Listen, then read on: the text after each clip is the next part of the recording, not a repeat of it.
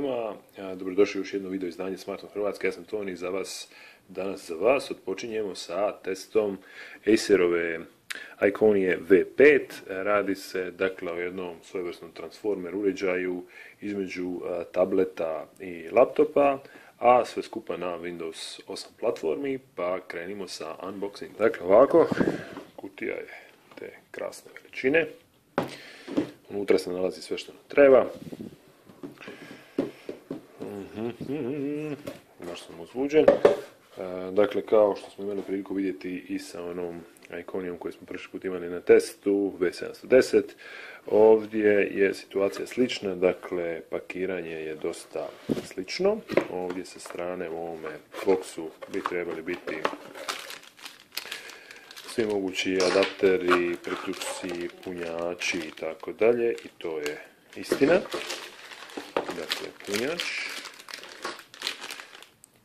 USB na micro USB adapter, te adapter za utičnicu od struje. Stavimo to sa strane. Dalje, ispod imamo standardan set ovih svih mogućih čudesa, kako sklopiti, kako sastaviti i tako dalje. Ok, to ćemo isto staviti sa strane. Ovdje nam se nalazi dakle tablet. Radi se o tabletu zaslona dijagonale 10,1 inča. Pa ćemo njega izvući vani i vidjeti što se tu događa. Sad ovaj ovdje komad možemo skroz izvući vani, ako se ne varam, ovo podići, evo ovako, i ovdje ispod cijele priče bi nam se trebala nalaziti tipkovnica. Aha, znači to ovako funkcionira. Da vidimo. Aha, ovako.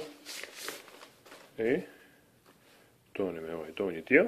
I sad smo manje više izvukli, tu su još unutra, da ne zaboravimo, instalacijski CD-ovi za restore Windowsa, te mala krpica za čišćenje zaslona. Dakle, ovo nam je Iconija V510 tablet,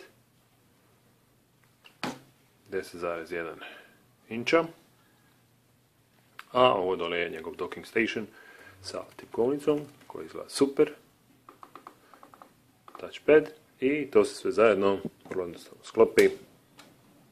Evo ga, spojeno, zaklopljeno, izgleda ovako. Dakle, onako na prvu bi rekao možda da je onaj Asusov transformer možda malo sretnije rješenje glede ove dole šarke, međutim ne izgleda to uopće loše. Skida se vrlo jednostavno ovako, stavlja se vrlo jednostavno ovako, i to je to. Yeah.